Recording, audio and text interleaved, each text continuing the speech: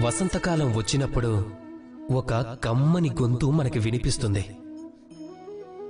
మనసులో నిలిచిపోతుంది. కోకిల గొంతు చాలా తీయగా, చాలా అందంగా. అలాగే ఇంకొక పక్షి కూడా ఉంది, దాని గొంతు అంతే తీయగా ఉంటుంది. అది మన ఇంటి చుట్టుపక్కలే ఉంటుంది. పచ్చని రంగు, ఎర్రటి ముక్కు. మీరు సరిగ్గానే గుర్తించారు, చిలుక.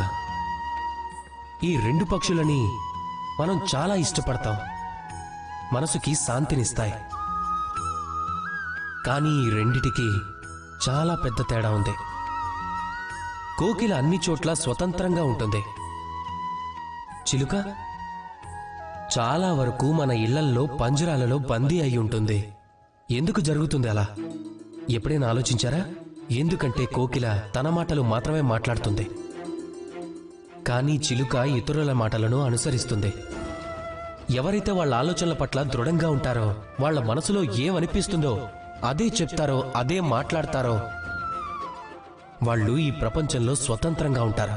ఎవరైతే ఇంకొకరిని అనుసరిస్తారో వాళ్ళు ఆత్మచింతనను వీడి బందీ అయిపోతారు.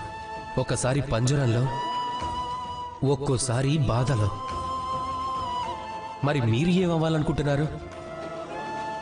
కోకిల లేక చిలుక? నిర్ణయం మీదే. రాధాకృష్ణ.